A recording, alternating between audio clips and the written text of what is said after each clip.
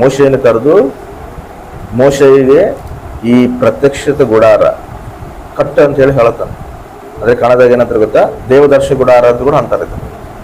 ಅರ್ಥ ಆಯ್ತು. ಈ ದೇವದರ್ಶ ಗುಡಾರನ ಕಟ್ಟ ಅಂತ ಹೇಳುವಾಗ ಎದಕ್ಕೆ ಕಟ್ಟ ಅಂತ ಹೇಳ್ತಾನಂದ್ರೆ, ನಿಮ್ಮ ಮಧ್ಯದಲ್ಲಿ ಬಂದು ನಾನು ನಿವಾಸಿಸ್ತೀನಿ ಅಂತ ಹೇಳಿ ಹೇಳ್ತಾನೆ. ಯಾವಾಗಾದ್ರೂ ಆದಾಮ ಅವ್ವ ಪಾಪ ಮಾಡಿ ದೇವ್ರ ಸಹವಾಸನ ದೂರ ಮಾಡ್ಕೊಂತ ಏದೇನು ತೋಟಲಿದ್ದು ಹೊರಗೆ ಬರ್ತಾರೆ, ದೇವ್ರ ಸಹವಾಸನ ದೂರ ಮಾಡ್ಕೊಂತ. ಅದಕ್ಕೆ ದೇವ್ರೇನು ಮಾಡ್ತಾರೆ, ಮತ್ತೆ ನಮ್ಮ ಹತ್ರ ಸಹವಾಸ ಮಾಡಬೇಕು, ನಮ್ಮ ಮಧ್ಯದಲ್ಲಿ ಆತ ನಿವಾಸಿಸ್ಬೇಕು ಅಂತೇಳಿ ಆಸೆಪಟ್ಟು ಏನು ಮಾಡ್ತಾನೆ, ಈ ಪ್ರತ್ಯಕ್ಷದ ಗುಡಾರನ, ಈ ದೇವದರ್ಶ ಗುಡಾರನ ನೀವು ಏರ್ಪಾಟ್ ಮಾಡ್ರಿ, ಅಲ್ಲಿ ಬಂದು ನಾನು ನಿಮ್ಮ ಮಧ್ಯದಲ್ಲಿ ನಾನು ನಿವಾಸಿಸ್ತೀನಿ ಅಂತ ಹೇಳಿ ಹೇಳ್ತಾನೆ. ಇದು ಹಳೆ ಒಡಂಬಡಿಕೆ. ಅವಾಗ ದೇವರು, ಇವಾಗ ಈ ಹೊಸ ಒಡಂಬಡಿಕೆದಲ್ಲಿ ದೇವರು ಏನಂತ ಹೇಳ್ತಾನೆ ಅಂದ್ರೆ, ನೀವೇ ನನಗೆ ಆಲಯಗಳಾಗಿದ್ದೀರಿ ಅಂತ. ಆಮೇಲೆ ಹಲ್ಲೆಲೂಯಾ. ನಾವೇ ದೇವ್ರ ಗುಡಾರ. ಈ ಗುಡಾರದಲ್ಲಿ ಬಂದು ದೇವ್ರು ನಿವಾಸಿಸ್ತೀನಿ ಅಂತ ಹೇಳುತ್ತೆ. ಅದಕ್ಕೆ ಪೌಲೊಂದು ಮಾತು ಹೇಳ್ತಾರೆ, ನಿಮ್ಮ ದೇಹಗಳು ಪವಿತ್ರ ಆತ್ಮನಿಗೆ ಆಲಯವಾಗಿದೆ ಅಂತ ನಿಮಗೆ ಗೊತ್ತಿಲ್ಲವಾ ಅಂತ. ನಮ್ಮ ಒಳಗೆ ಹೋಗಿ ಯಾರಿದಾರ? ಪರಿಶುದ್ಧಾತ್ಮ ದೇವರದ. ಪರಿಶುದ್ಧಾತ್ಮ ದೇವರಿಗೆ ನಾವು ಆಲಯವಾಗಿದ್ದೀವಿ. ಆತಗೆ ಇಷ್ಟಾನುಸಾರವಾಗಿ ನಾವು ಜೀವಿಸುವಂತವರಾಗಿರ್ಬೇಕು. ಇದನ್ನ ಪವಿತ್ರವಾಗಿ ಪರಿಶುದ್ಧವಾಗಿ ನಾವು ಕಾಪಾಡಿಕೊಳ್ಬಹುದು. ಯಾಕಂದ್ರೆ ನಮ್ಮಲ್ಲಿ ಯಾರು ನಿವಾಸಿಸ್ತಾರ? ಪರಿಶುದ್ಧಾತ್ಮ ದೇವರು ನಮ್ಮಲ್ಲಿ ನಿವಾಸಿಸ್ತಾರೆ. ಆಮೇಲೆ ಹಲ್ಲೆಲೂಯಾ. ಈ ಪ್ರತ್ಯಕ್ಷದ ಗುಡಾರ ಹೆಂಗ್ ಮಾಡಬೇಕು, ಹೆಂಗ್ ಇದನ್ನ ನಿರ್ಮಿಸ್ಬೇಕಂತ ಕೂಡ ಮೋಶೆಗೆ ಕೆಲವೊಂದು ನಿಯಮಗಳು ಕೊಡ್ತಾನೆ. ನಿಯಮಗಳು ಕೊಟ್ಟು ಪರಲೋಕದಲ್ಲಿ ಆ ಒಂದು ಪ್ರತ್ಯಕ್ಷದ ಹೆಂಗೈತೋ, ಆ ದೇವದರ್ಶ ಗುಡಾರ ಹೆಂಗೈತೋ ಸೇಮ್ ಅದನ್ನೇ ಮೋಶೆಗೆ ತೋರಿಸಿ ಅದ್ರ ಪ್ರಕಾರನೇ ನೀನು ಅದನ್ನ ಕಟ್ಟಬೇಕು ಅಂತ ಹೇಳ್ತಾನೆ. ಅದನ್ನ ಹೆಂಗ್ ಕಟ್ಟಬೇಕಂತ ಹೇಳ್ತಾನೆ ನೋಡ್ರಿ. ವಿಮೋಚನ ಕಾಂಡ 25ನೇ ಅಧ್ಯಾಯ 1ನೇ ವಚನದಿಂದ ಓದು. ಯೆಹೋವನು ಮೋಶೆಗೆ ಹೇಳಿದ್ದೇನೆಂದರೆ, ಇಸ್ರಾಯೇಲರು ನನಗೋಸ್ಕರ ಕಾಣಿಕೆಯನ್ನು ಮೀಸಲಿಡಬೇಕೆಂದು ಅವರಿಗೆ ಹೇಳು. ಮನಪೂರ್ವಕವಾಗಿ ಕೊಡುವುದರಿಂದಲೇ ಆ ಕಾಣಿಕೆಯನ್ನು ತೆಗೆದುಕೊಳ್ಳಬೇಕು. ನೀನು ಅವರಿಂದ ತೆಗೆದುಕೊಳ್ಳಬೇಕಾದ ಕಾಣಿಕೆಗಳು ಯಾವ್ಯಾವೆಂದರೆ, ಚಿನ್ನ, ಬೆಳ್ಳಿ, ತಾಮ್ರ ಎಂಬ ಲೋಹಗಳು, ನೀಲಿ, ಧೂಮ್ರ, ರಕ್ತ ವರ್ಣಗಳುಳ್ಳ ದಾರಗಳು, ನಾರು ಬಟ್ಟೆಗಳು, ಆಡು ಕೂದಲಿನ ಬಟ್ಟೆಗಳು, ಹದ ಮಾಡಿರುವ ಕೆಂಪು ಬಣ್ಣದ ಕುರಿ ದೋಗುಲಗಳು, ಕಡಲು ಹಂದಿಯ ತೊಗಲುಗಳು, ಜಾಲಿ ಮರವು, ದೀಪಕ್ಕೆ ಬೇಕಾದ ಎಣ್ಣೆಯು, ಅಭಿಷೇಕ ತೈಲಕ್ಕೆ ಮತ್ತು ಪರಿಮಳ ಧೂಪಕ್ಕೆ ಬೇಕಾದ ಸುವಾಸನ ದ್ರವ್ಯಗಳು, ಮಹಾಯಾಜಕನ ಕವಚಕ್ಕೆ ಬೇಕಾಗಿರುವ ಗೋಮೇಧಕ ರತ್ನಗಳು, ಪಾದಕದ ಚೀಲದಲ್ಲಿ ಕೆತ್ತಬೇಕಾದ ನಾನಾ ರತ್ನಗಳು ಇವೆ. ಆಮೇಲೆ ಏನ್ ಹೇಳ್ತಾನ, ನಾನು ಅವರ ಮಧ್ಯದಲ್ಲಿ ವಾಸಿಸುವುದಕ್ಕೆ ನನಗೆ ಒಂದು ದೇವಸ್ಥಾನವನ್ನು ಕಟ್ಟಿಸಬೇಕು. ನಾನು ನಿನಗೆ ತೋರಿಸುವ ಮಾದರಿಯ ಪ್ರಕಾರವೇ ಗುಡಾರವನ್ನು ಅದರಲ್ಲಿರುವ ಎಲ್ಲ ಸಾಮಾನುಗಳನ್ನು ಮಾಡಿಸಬೇಕು. ಇವನ್ನೆಲ್ಲ ನಮ್ಮನ್ನ ಹೇಳ್ತಾನ, ಏನೇನು ಸಾಮಾನುಗಳಿದ್ದ ಅದನ್ನ ಹಟ್ಟಬೇಕಂತ ಹೇಳಿ ಹೇಳ್ತಾರ. ಅದು ಕಲರ್ಗಳು ಸಮೇತ ಹೇಳ್ತಾರ. ನೀಲಿ, ಧ್ರುವ, ರಕ್ತವರ್ಣ, ಈ ರೀತಿ ಕಲರ್ಸು, ಆ ಮೆಟೀರಿಯಲ್ಗಳು ಏನೇನ್ ಬೇಕು ಅದನ್ನ ಕಟ್ಟೋದು, ಆ ನಮೂನ ಎಲ್ಲ ಹೇಳಿ ಇದೇ ರೀತಿಯಲ್ಲಿ ನೀನ್ ಕಟ್ಟು, ನಾನು ಬಂದು ನಿಮ್ಮ ಮಧ್ಯದಲ್ಲಿ ನಾನು ನಿವಾಸಿಸ್ತೀನಿ ಅಂತ ಹೇಳಿ ಹೇಳ್ತಾರೆ. ಅಂದ್ರೆ ಈ ನಮೂನ ಪ್ರಕಾರನೇ ದೇವ್ರು ಕಟ್ಬೇಕು. ಅಂದ್ರೆ ಫಸ್ಟ್ ಕಟ್ಟಬೇಕು, ನಾನು ಬಂದು ನಿಮ್ಮ ಮಧ್ಯದಲ್ಲಿ ನಿವಾಸಿಸ್ಬೇಕಂದ್ರೆ ಫಸ್ಟ್ ನೀವೇನ್ ಮಾಡ್ಬೇಕು, ಸಿದ್ಧ ಮಾಡ್ಬೇಕು, ಅದನ್ನೆಲ್ಲ ಸಿದ್ಧಪಡಿಸ್ಬೇಕು. ದೇವರು ಕೂಡ ನಮ್ಮೊಳಗೆ ನಮ್ಮ ತಲೆ ಜೀವಿಸ್ಬೇಕಂದ್ರೆ ನಾವು ಫಸ್ಟ್ ಸಿದ್ಧರಾಗಬೇಕು. ಆತನ ಇಷ್ಟಾನುಸಾರ ಸಿದ್ಧರಾಗಬೇಕು. ಆತಗ ಆ ವಾಕ್ಯಾನುಸಾರವಾಗ ತಾನು ಏನ್ ಹೇಳ್ತಾನೋ, ತನ್ನ ಉದ್ದೇಶ ನಮ್ಮ ಜೀವಿತದಲ್ಲಿ ಏನೈತೋ ಆ ಪವಿತ್ರತೆ ಪ್ರತಿಯೊಂದು ಪ್ರಕಾರ ನಾವು ಸಿದ್ಧರಾದಾಗೆ ಆತನ ನಮ್ಮ ಒಳಗೆ ಬಂದು ನಿವಾಸಿಸ್ತಾನ. ಆತನ ನಮ್ಮ ಕೈ ಹಿಡಿದು ನಡೆಸ್ತಾನ. ಆಮೇಲೆ ಹಲ್ಲೆಲೂಯಾ. ಅದಕ್ಕೆ ಫಸ್ಟ್ ಏನ್ ಮಾಡ್ತಾನ ಗೊತ್ತಾ, ಫಸ್ಟ್ ನಮ್ಮನ್ನ ಕೊಡ್ತಾನ. ಆಮೇಲೆ ಏನ್ ಹೇಳ್ತಾನ, ನಾನ್ ಬಂದು ನಿಮ್ಮ ಮಧ್ಯದಲ್ಲಿ ನಿವಾಸಿಸ್ತೀನಿ. ಫಸ್ಟ್ ಏನ್ ಮಾಡ್ಬೇಕು, ನೀವು ಸಿದ್ಧಪಡಿಸ್ಬೇಕು.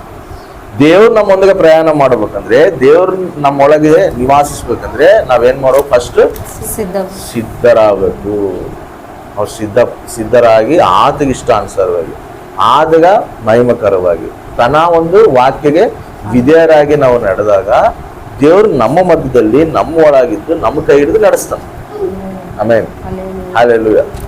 ದೇವ್ರಿಗೆ ವಿರುದ್ಧವಾಗಿ ನಾವು ಜೀವಿಸಿ, ದೇವರಿಗೆ ವ್ಯತಿರೇಕವಾಗಿ ನಾವು ಜೀವಿಸಿದ್ರೆ ದೇವ್ರು ನಮ್ಮೊಂದಿಗೆ ಪ್ರಯಾಣ ಮಾಡೋದಿಲ್ಲ, ದೇವ್ರು ನಮ್ಮೊಂದಿಗೆ ನಿವಾಸಿಸೋದಿಲ್ಲ.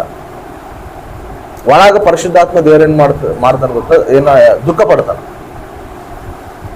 ನಾವು ದೇವ್ರ ವಿರುದ್ಧವಾಗಿ ದೇವ್ರ ವಾಕ್ಯಾನುಸಾರವಾಗಿ ನಾವು ನಡೆದಿದ್ದಾಗ ಪರಿಶುದ್ಧಾತ್ಮ ದೇವರು ದುಃಖ ಪಡ್ತಾನೆ ಅಂತ ಕೂಡ ವಾಕ್ಯ ಹೇಳುತ್ತೆ. ನೀವು ಪರಿಶುದ್ಧಾತ್ಮ ದೇವರನ್ನ ದುಃಖ ಪಡಿಸ್ಬೇಡ್ರಿ ಅಂತ ಕೂಡ ವಾಕ್ಯ ಹೇಳುತ್ತೆ. ಪೌಲ್ ಅಂತಾರೆ FSC ಪತ್ರಿಕೆದಲ್ಲಿ ಒಂದು ಮಾತು ಅಂತಾರೆ 4:30, ದೇವರ ಪವಿತ್ರಾತ್ಮನನ್ನು ದುಃಖಪಡಿಸಬೇಡಿರಿ, ಆತನಲ್ಲಿಯೇ ವಿಮೋಚನೆಯ ದಿನಕ್ಕಾಗಿ ಮುದ್ರೆ ಹೊಂದಿದ್ದೀರಲ್ಲ. ಎಲ್ಲ ದ್ವೇಷ, ಕೋಪ, ಕ್ರೋಧ, ಕಲಹ, ದೂಷಣೆ ಇವುಗಳನ್ನು ಸಕಲ ವಿಧವಾದ ದುಷ್ಟತನವನ್ನು ನಿಮ್ಮಿಂದ ದೂರ ಮಾಡಿರಿ. ಈ ಎಲ್ಲ ಸ್ವಭಾವಗಳು ನಮ್ಮಲ್ಲಿ ಇರಬಾರದು. ಇದ್ರಾಗಿನ ಪರಿಶುದ್ಧಾತ್ಮ ದೇವರು ಏನಾಗ್ತಾನಂತ ದುಃಖ ಪಡ್ತಾನ. ಅಂದ್ರೆ ನಾವು ಪರಿಶುದ್ಧ ಆತ್ಮ ದೇವ್ರನ್ನ ದುಃಖ ಪಡಿಸುವಂತರಾಗಿರಬಾರದು. ನಾವು ಪರಿಶುದ್ಧಾತ್ಮ ದೇವ್ರನ್ನ ಸಂತೋಷ ಪಡಿಸೋರಂತಾರೆ. ಹೆಂಗೆ ನಾವು ಸಂತೋಷ ಪಡಿಸ್ತೀವಿ ದೇವ್ರನ್ನ, ಹೆಂಗೆ ನಾವು ಸಂತೋಷ ಪಡಿಸ್ತಿದ್ರೆ ಆತನ ಆಜ್ಞೆಗೆ ವಿಧೇಯರಾಗಿ ನಾವು ನಡೆದಾಗ, ಆತ ಇಷ್ಟಾನುಸಾರವಾಗಿ ನಾವು ಜೀವಿಸಿದಾಗ ದೇವ್ರು ಸಂತೋಷ ಪಡ್ತಾರೆ. ಅವಾಗ ಬಂದು ಆತ ನಮ್ಮೊಂದಿಗೆ ವಾಸಿಸ್ತಾನ, ನಮ್ಮ ಕೈ ಹಿಡಿದು ಆತ ನಡೆಸ್ತಾನೆ. ಅದಕ್ಕೆ ಫಸ್ಟ್ ಸಿದ್ಧರಾಗಬೇಕು. ನಾವು ಆತಗ ಇಷ್ಟಾನುಸಾರವಾಗಿ ನಮ್ಮ ಜೀವಿತ ನಾವು, ಯಾಕಂದ್ರೆ ಇದು ದೇವರಿಗೆ ಆಲಯ ಆಗುತ್ತೆ. ನಮ್ಮ ದೇಹನೇ ದೇವರಿಗೆ ಆಲಯ. ಈ ಆಲಯನ ನಾವು ಕಾಪಾಡ್ಕೋಬೇಕು. ಈ ಆಲಯ ನಾವು ಪರಿಶುದ್ಧವಾಗಿ ಇಟ್ಕೋಬೇಕು. ಈ ಆಲಯನ ನಾವು ದೇವರಿಗೆ ಮಹಿಮಕರವಾಗಿ ನಾವು ಇಟ್ಕೋಬೇಕು. ಅವಾಗ ದೇವರು ನಮ್ಮ ಮಧ್ಯದಲ್ಲಿ ಬಂದು ನಿವಾಸಿಸ್ತಾರೆ. ಪವಿತ್ರ ಆತ್ಮನಿಗೆ ನಾವು ದುಃಖ ಪಡಿಸುವಂತರಾಗಿರ್ಬೋದು. ಕೆಲವೊಬ್ರು ಏನ್ ಮಾಡ್ತಾರೆ ಗೊತ್ತಾ, ಚರ್ಚಿನಲ್ಲಿ ಬರ್ತಾರ, ಬಂದು ಪರಿಶುದ್ಧಾತ್ಮ ದೇವರು ನಮಗೆ ಅಭಿಷೇಕ ಕೊಟ್ಟನಂತ ಹೇಳಿ ಅಭಿಷೇಕಿಸಿನಲ್ಲಿ ಪರವಶಿಸ್ತಾರ. ಆಮೇಲೆ ಅನ್ಯ ಭಾಷೆಗಳು ಮಾತಾಡ್ತಾರ, ಎಲ್ಲ ಮಾಡ್ತಾರ. ಆಮೇಲೆ ಹೊರಗೆ ಬಂದು ಏನ್ ಮಾಡ್ತಾರ, ಅದ್ರ ಪ್ರಕಾರ ಜೀವಿಸೋದಿಲ್ಲ. ಅವಾಗ ಏನ್ ಮಾಡ್ತಾರೆ, ಪರಿಶುದ್ಧಾತ್ಮ ದೇವರು ಒಳಗೆ ದುಃಖ ಪಡೋಣ. ಹಂಗಲ್ಲ, ಆ ರೀತಿ ಇರಬಾರ್ದು. ನಾವು ಆತಗೆ ಇಷ್ಟಾನುಸಾರವಾಗಿ ಜೀವಿಸುವಂತರಾಗಿರ್ಬೋದು, ಆತಗೆ ಮಹಿಮಕರವಾಗಿ ಜೀವಿಸುವಂತರಾಗಿರ್ಬೋದು. ಆ ರೀತಿ ಇದ್ದಾಗ ಆತ ನಮ್ಮೊಂದಿಗೆ ಪ್ರಯಾಣ ಮಾಡ್ತಾನೆ. ಅದಕ್ಕೆ ಹೇಳ್ತಾನೆ, ನಾನು ಫಸ್ಟ್ ನಿಮ್ಮ ಮಧ್ಯೆ ಬಂದು ನಿವಾಸಿಸ್ಬೇಕಂದ್ರೆ ನೀವು ಫಸ್ಟ್ ಇವೆಲ್ಲ ಸಿದ್ಧ ಮಾಡ್ಬೋದು. ಸಿದ್ಧ ಮಾಡಿದಾಗ ನಾನು ಬಂದು ನಿವಾಸಿಸಿ ನಾನೇನ್ ಮಾಡ್ತೀನಿ, ನಿಮ್ಮನ್ನ ನಡೆಸ್ತೀನಿ. ಆ ಅರಣ್ಯದಲ್ಲಿ ನಾನು ನಿಮ್ಮನ್ನು ನಡೆಸ್ತೀನಿ. ಹೆಂಗೆ ನಡೆಸ್ತೀನಿ ಅಂದ್ರೆ ಅಗ್ನಿ ಸ್ತಂಭವಾಗಿ, ಮೇಘ ಸ್ತಂಭವಾಗಿ ನಾನು ನಿಮ್ಮ ಜೊತೆ ಇದ್ದು ನಡೆಸ್ತೀನಿ. ಆಮೇಲೆ ಹಲ್ಲೆಲೂಯಾ. ನಾವು ಭಯಪಡುವಂತವ್ರಾಗಿರ್ಬಾರ್ದು. ದೇವರೇ ನಮ್ಮನ್ನು ನಡೆಸುವಂಥವ್ರು, ಆತೇ ನಮ್ಮ ಕೈ ಹಿಡಿದು ನಡೆಸ್ತಾರೆ. ಅದು ದೇವರ ಉದ್ದೇಶ. ಆ ರೀತಿಯಾಗಿ ಎಲ್ಲವೂ ಕೂಡ ಇನ್ನೊಂದು ಏನ್ ಹೇಳ್ತಾನೆ ಗೊತ್ತಾ, ಆ ಗುಡಾರನ ನಿರ್ಮಿಸುವಾಗ ಖಾಲಿ ಪ್ರದೇಶದಲ್ಲಿ ನಿರ್ಮಿಸ್ಬೇಕು. ಅರ್ಥ ಆಯ್ತು? ಅಂದ್ರೆ ಬಯಲು ಭೂಮಿ ಇರ್ಬೇಕು ಗುಡಾರ ಹಾಕಕ್ಕ. ಅಲ್ಲಿ ಏನ್ ಇರಬಾರ್ದು, ದೂರದಲ್ಲಿ ನೋಡಿದಾಗ ಅಲ್ಲಿ ಹಸಿರು ಕಾಣಬೇಕು. ಹಂಗ ಅಷ್ಟು ಬಯಲು ಭೂಮಿನಲ್ಲಿ ಆಗ್ಬೇಕು. ಆ ಸುತ್ತೂರು ಇಸ್ರಾಯೇಲ್ ಪ್ರಜೆಗಳು 20 ಲಕ್ಷ ಜನ ಇಸ್ರಾಯೇಲ್ ಪ್ರಜೆಗಳು ಆ ಗುಡಾರ ಸುತ್ತೂರ ಇರ್ಬೇಕು. ಸೆಂಟರ್ನಲ್ಲಿ ಗುಡಾರ ಇರ್ಬೇಕು.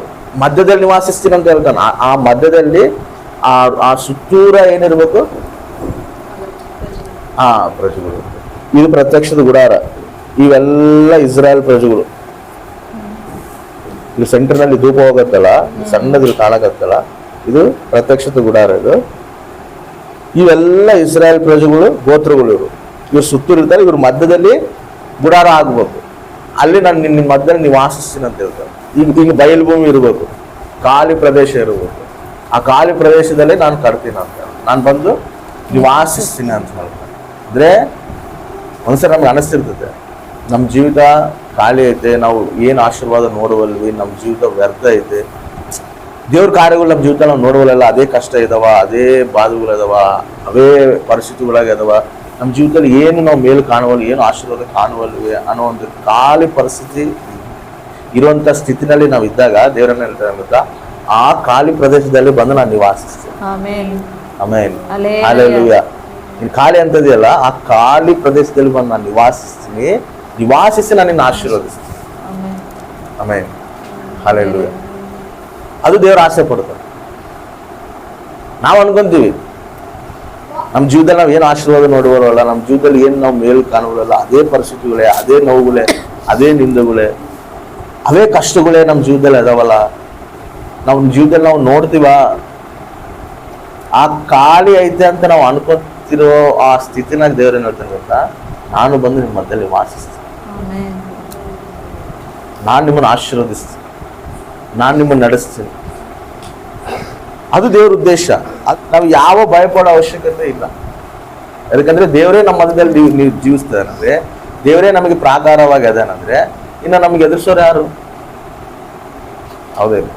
ನಾವು ಭಯಪಡಬಾರ್ದು. ಇನ್ನ ನಾವು ಮನುಷ್ಯರನ್ನ ಆಶ್ರಯಿಸ್ಕೊಂಡು ನಾವು ಜೀವಿಸ್ತಿಲ್ಲ ಭಯಪಡಾಕ. ಮನುಷ್ಯರನ್ನ ಆಶ್ರಯಿಸಿದ್ರೆ ಇವತ್ತು ಅವನು ಇರ್ತಾನ, ನಾಳೆ ಅವನು ಹೋಗ್ತಾನ. ಇವತ್ತು ನಮ್ಮನ್ನ ಒಳ್ಳೆಯವ್ರು ಅನ್ಬೋದು, ನಾಳೆ ಅವ್ರು ನಮ್ಮನ್ನ ಕೆಟ್ಟರು ಅನ್ಬೋದು. ಮನುಷ್ಯನ ಶಾಶ್ವತ ಅಲ್ಲ. ದೇವರು ನಿನ್ನ ಮಧ್ಯದಲ್ಲಿ ನಿವಾಸಿಸ್ತೀನಿ, ನಮ್ಮ ಮಧ್ಯದಲ್ಲಿ ನಿವಾಸಿಸ್ತೀನಿ ಅಂತ ಹೇಳ್ತಾನೆ. ನಾನು ನಿಮ್ಮನ್ನು ನಡೆಸ್ತೇನೆ ಅಂತ ಹೇಳ್ತಾನ. ಆತ ನಮ್ಮನ್ನು ನಡೆಸ್ತಿರುವಾಗ ನಮಗೆ ಭಯ ಅದಕ್ಕ? ನಾವು ಭಯಪಡುವಂಥವ್ರು ಆಗಿರ್ಬಾರ್ದು. ಆತೇ ನಮಗೆ ಧೈರ್ಯ. ಅದಕ್ಕೆ ಕೀರ್ತನೆಗಳಲ್ಲಿ ಏನಂತ ಹೇಳ್ತಾನೆ ನೋಡ್ರಿ, 91ನೇ ಕೀರ್ತನೆಗಳಲ್ಲಿ ಏನಂತ ಹೇಳ್ತಾನ? 91:1 ಪರಾತ್ಪರನ ಮರೆ ಹೊಕ್ಕಿರುವವನು ಸರ್ವಶಕ್ತನ ಆಶ್ರಯದಲ್ಲಿ ಸುರಕ್ಷಿತನಾಗಿರುವನು. ಆಮೇನ್. ಆತ ಸರ್ವಶಕ್ತನಾದ ದೇವರು, ಆತನ ಆಶ್ರಯದಲ್ಲಿ ಹೆಂಗಿರ್ತಾರಂತೆ? ನಾವು ಸುರಕ್ಷಿತರಾಗಿರ್ತೀವಂತ. ಆಮೇನ್. ಭಯ ಪಡುವಂತರಾಗಿರ್ಬಾರ್ದು ನಾವು. ಇಸ್ರಾಯೇಲ್ ಪ್ರಜೆಗಳು ದೇವ್ರನ್ನ ಹಿಡ್ಕೊಂಡೇ ಜೀವಿಸ್ತಿರ್ತಾರ. ಅವರು ಅರಣ್ಯದಲ್ಲಿ, ಆ ಅರಣ್ಯದಲ್ಲಿ ಹುಳಗಳಿರ್ತಾವ, ಚೋಳುಗಳಿರ್ತಾವ, ಹಾವುಗಳಿರ್ತಾವ. ಎಷ್ಟೆಷ್ಟೋ ಯುದ್ಧ ಪ್ರವೀಣರು ಬಂದು ಅವ್ರ ಮೇಲೆ ಯುದ್ಧ ಮಾಡಾಕ ಫಿಲಿಸ್ಟಿಯರು ಬರ್ತಾರ, ಅಮೋಲಿಯವರು ಬರ್ತಾರೆ. ಇವರೆಲ್ಲ ಟ್ರೈನ್ಡ್, ಇವರು ಮಿಲಿಟರಿನಲ್ಲಿ ಟ್ರೈನ್ಡ್ ಮಾಡ್ಕೊಂಡು ಯುದ್ಧ ಸನ್ನದ್ಧರಾಗಿ ಬಂದಿರ್ತಾರೆ. ಇವ್ರಿಗೆ ಯುದ್ಧ ಮಾಡಕ್ ಬರೋದಿಲ್ಲ. ಇವ್ರಿಗೆ ಇಸ್ರಾಯೇಲ್ ಪ್ರಜೆಗಳು ಯುದ್ಧ ಮಾಡಕ್ ಬರ್ತದ? ಇವ್ರು ಐದು ದೇಶದಲ್ಲಿ ಏನ್ ಮಾಡ್ತಿರ್ತಾರೆ ಹೇಳು? ಬಿಟ್ಟು ಕೆಲಸ ಮಾಡ್ತಿರ್ತಾರ. ಅವರು ಇಟಿಗೆಲೆ ಕಟ್ಟೋ ಕೆಲಸ ಮಾಡ್ತಿರ್ತಾರೆ. ಇವ್ರಿಗೆ ಯುದ್ಧ ಗೊತ್ತಿಲ್ಲ ಇವರಿಗೆ. ಮತ್ತೆ ಈ ಅಷ್ಟು ಯುದ್ಧ ಸನ್ನದ್ಧರು, ಅಷ್ಟು ಸೈನ್ಯಗಳು ಇವ್ರ ಮೇಲೆ ಬರ್ತಿರುವಾಗ ಆ ಶತ್ರುಗಳು ನೋಡಿ ಇವ್ರು ಭಯಪಡುವಂತಾರ ಇಲ್ಲ. ಇವ್ರು ಏನ್ ಹೇಳ್ತಾರೆ ಗೊತ್ತಾ? ನೀವು ಭಯಪಡ್ಬೇಡ್ರಿ, ನಾನಿದ್ದೀನಿ, ನಾನ್ ನಿಮ್ಮ ಮಧ್ಯದಲ್ಲಿ ಇದ್ದೀನಿ. ಯುದ್ಧ ನಿಂದಲ್ಲ, ಯುದ್ಧ ನಂದು ಅಂತ ಹೇಳ್ತಾರೆ. ಆಮೇನ್. ಹಲ್ಲೆಲೂಯಾ. ಅದಕ್ಕೆ ಇವ್ರು ಏನ್ ಮಾಡ್ತಾರೆ ಗೊತ್ತಾ? ಸುಮ್ಮನೆ ಹೋಗ್ತಾರೆ ಯುದ್ಧಕ್ಕ. ಇವ್ರೇನಲ್ಲಿ ಯುದ್ಧ ಮಾಡೋದಿಲ್ಲ, ದೇವ್ರ ಯುದ್ಧ ಮಾಡ್ತಾರೆ, ಗೆಲ್ಲಿ ತರ ಬರ್ತಾರ. ಆಮೇನ್. ಹಲ್ಲೆಲೂಯಾ. ಹಂಗ ಸಾತಾನು ನಮ್ಮ ಜೀವನದಲ್ಲಿ ಬಂದು ನಮ್ಮನ್ನ ಭಯಪಡಿಸ್ಬೇಕಂತ ನೋಡ್ತಿರ್ತಾನ, ನಮ್ಮನ್ನ ಗಲಿಬಿಲಿ ಪಡಿಸ್ಬೇಕಂತ ನೋಡ್ತಿರ್ತಾನ, ನಾನಾ ರಕವಾಗಿ ನಮ್ಮನ್ನ ಡಿಸ್ಟರ್ಬ್ ಮಾಡ್ಬೇಕಂತ ನೋಡ್ತಿರ್ತಾನ. ನಾವು ಭಯಪಡುವಂತವ್ರು ಆಗಿರ್ಬಾರ್ದು. ಎದಕ್ಕಂದ್ರೆ ಯುದ್ಧ ಯೆಹೋವ ಮಾಡೋದು. ಆಮೇನ್. ಹಲ್ಲೆಲೂಯಾ. ನಾವು ಬಲಹೀನರೇ, ನಾವು ಭಯಪಡ್ತೀವಿ. ನಮ್ಮಲ್ಲಿ ಬಲಹೀನತೆ ಐತೆ. ಇಸ್ರಾಯೇಲ್ ಜನಗಳು ಕೂಡ ಬಲಹೀನರೇ. ಅವ್ರಿಗೆ ಯುದ್ಧ ಮಾಡೋದು ಗೊತ್ತಿಲ್ಲ. ಆದ್ರೆ ಅವ್ರು ಹೋಗಿ ಯುದ್ಧ ಮಾಡ್ತಾರೆ, ಗೆಲ್ಕೊಂಡ್ ಬರ್ತಾರ. ಆಮೇನ್. ಎದಕ್ಕಂದ್ರೆ ಅಲ್ಲಿ ದೇವ್ರ ಯುದ್ಧ ಮಾಡ್ತಾನ. ಅಪವಾದಿನ ಎದುರಿಸ್ಬೇಕಂದ್ರೂ ಕೂಡ ನಾವು ನಮ್ಮಲ್ಲಿ ಯಾರದಾರ? ಸರ್ವಶಕ್ತನಾದ ದೇವರ ಆಶ್ರಯದಲ್ಲಿ ನಾವ್ ಎದೀವಿ. ನಾವ್ ಹೆಂಗಿರ್ತೀವಿ ಅಂದ್ರೆ ಸುರಕ್ಷಿತವಾಗಿರ್ತೀವಿ. ನಾವಾಗ್ಲಿ, ನಮ್ಮ ಕುಟುಂಬ ಆಗ್ಲಿ, ನಮ್ಮ ಮಕ್ಕಳಾಗ್ಲಿ, ಎಲ್ಲರೂ ಆತನ ರೆಕ್ಕೆ ನೀಡೋದ್ರಲ್ಲಿ ನಾವಿರ್ತೀವಿ, ಸುರಕ್ಷಿತವಾಗಿರ್ತೀವಿ. ಒಂದ್ಸರಿ ಅಪವಾದಿ ವೈಬಲಿಸ್ತಿರ್ತಾನ. ಜೀವಿತ ಹೆಂಗ, ಮಕ್ಕಳ ಜೀವಿತ ಏನು, ಮನೆ ಏನಾಗ್ತತೆ, ಅವಮಾನ ಆಗ್ತೀವೇನು, ನಾನಾ ರಕವಾಗಿ ಅವನು ನಮ್ಮನ್ನ ಭಯಪಡಿಸ್ತಿರ್ತಾನ. ಭಯಪಡಿಸ್ತಿರ್ತಾನೆ. ಅದೇ ಯುದ್ಧ ಅವನು ಮಾಡೋದು. ಅವ್ನು ಯುದ್ಧ ಅಂದ್ರೆ ಏನು? ಬಂದು ನಮ್ಮೇನು ಒದೆಯೋದಾಗ್ಲಿ, ನಮ್ಮನ್ನ ಇದು ಮಾಡೋದಾಗ್ಲಿ ಮಾಡೋದಿಲ್ಲ. ಅವನು ಮಾನಸಿಕವಾಗಿ ನಮ್ಮ ಮೇಲೆ ಯುದ್ಧ ಮಾಡ್ತಾನ. ಭಯಾನ ಬಾಣಗಳು ನಮ್ಮ ಮೇಲೆ ಹಾಕ್ತಾನ. ಜೀವಿತ ಹಿಂಗಾದ್ರೆ ಹೆಂಗ, ಮುಂದೆ ಭವಿಷ್ಯತ್ತೇನು, ಇವೆಲ್ಲದನ್ನ ನಮ್ಮ ಮೇಲೆ ಯುದ್ಧ ಬಾಣಗಳು ಹಾಕ್ತಿರ್ತಾನ. ನಮ್ಮ ಅವ ನಾವು ಭಯಗೊಳ್ಳುವಂಥವ್ರಾಗಿರ್ಬೋದು. ದೇವ್ರೇನು ಹೇಳ್ತಾನ? ನಾನು ಯುದ್ಧ ಮಾಡ್ತೀನಿ. ಆಮೇನ್. ಯುದ್ಧ ನಿನ್ನದಲ್ಲ, ನಾನು ಮಾಡ್ತೀನಿ. ನಾನು ಮಾಡ್ಬೇಕಂದ್ರೆ ನೀನೆಲ್ಲ ಸಿದ್ಧ ಮಾಡ್ಕೋಬೇಕು. ನಾನು ಬಂದು ನೀವು ಆಶಿಸ್ತೀನಿ. ಆಮೇನ್. ನಾವು ಎಲ್ಲ ಸಿದ್ಧ ಮಾಡ್ಕೋಬೇಕಾಗ್ತದ. ಆತ ಇಷ್ಟಾನುಸಾರವಾಗಿ ನಮ್ಮ ಜೀವಿತಗಳು ಸಿದ್ಧಪಡಿಸ್ಕೊಂಡಾಗ ಆತ ಬಂದು ನಮ್ಮ ಹತ್ರ ನಿವಾಸಿಸ್ತಾನ. ನಿವಾಸಿಸಿದಾಗ ಹೆಂಗ ನಡೆಸ್ತಾನಂದ್ರೆ ಆತೇ ಅಗ್ನಿ ಸ್ತಂಭವಾಗಿ, ಆತೇ ಮೇಘ ಸ್ತಂಭವಾಗಿ. ಎಷ್ಟೇ ಸೈನ್ಯಗಳು ಬಂದು ಕೂಡ, ಫಿಲಿಸ್ಟಿಯರು ಬರ್ರಿ, ಯಾರೇ ಬರ್ರಿ, ಎಷ್ಟು ದೊಡ್ಡ ದೊಡ್ಡ ಸೈನ್ಯಗಳು ಬಂದು ಕೂಡ ಅವೆಲ್ಲದನ್ನ ಜಯಿಸ್ಕೊಂಡೇ ಇವ್ರು ಕರ್ಕೊಂಡೋಗಿ ಕಾನಾನಿಗೆ ಸೇರಿಸ್ತಾರೆ. ಆಮೇಲೆ ಇನ್ನೊಂದೇನು ಗೊತ್ತಾ? ಯಾರಿಗೆ ಏನೇ ಆಗಿತ್ತು, ಯಾರಿಗೆ ಏನಾಗಿತ್ತು, ದೇವರ ಆಶ್ರಯದಲ್ಲಿ ನಾವಿದ್ದಾಗ ನಮಗೇನು ಆಗೋದಿಲ್ಲ. ಆಮೇಲೆ ಅದಕ್ಕೆ ಹೇಳ್ತಾರೆ ನೋಡಿ, ಅದೇ 91 ಕೀರ್ತನದಲ್ಲಿ, 5ನೇ ವಚನದಲ್ಲಿ ಹೇಳ್ತಾನೆ ನೋಡಿ. ಇರುಳಲ್ಲಿ ಭಯ ಹುಟ್ಟಿಸುವ ಯಾವುದಕ್ಕೂ, ഇരുളಲ್ಲಿ ಭಯ ಹುಟ್ಟಿಸುವ ಯಾವುದಕ್ಕೂ, ಹಗಲಲ್ಲಿ ಹಾರಿ ಬರುವ ಬಾಣಕ್ಕೂ, ಕತ್ತಲೆಯಲ್ಲಿ ಸಂಚರಿಸುವ ವಿಪತ್ತಿಗೂ, ಹಾನಿಕರವಾದ ಮಧ್ಯಾಹ್ನದ ಕೇಡಿಗೂ ಅಂಜ ಕಾರಣವಿಲ್ಲ ಅಂತ. ಎದಕ್ಕಂದ್ರೆ ನಿನ್ನ ಮುಗ್ಗಲಲ್ಲಿ 1000 ಜನರು, ನಿನ್ನ ಬಲಗಡೆಯಲ್ಲಿ 10,000 ಜನರು ಸತ್ತು ಬಿದ್ದರೂ ನಿನಗೇನು ತಟ್ಟದು. Amen, hallelujah.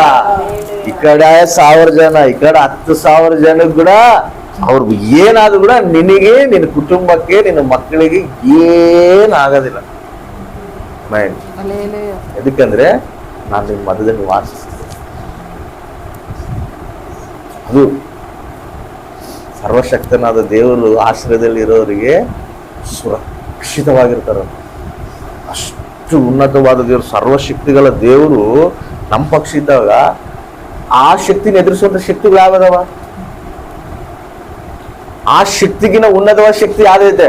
ಆತೇ ಉನ್ನತವಾದ ಶಕ್ತಿ, ಆತೇ ಉನ್ನತವಾದ ದೇವರು, ಸರ್ವಶಕ್ತಿಗಳ ದೇವರಾತ.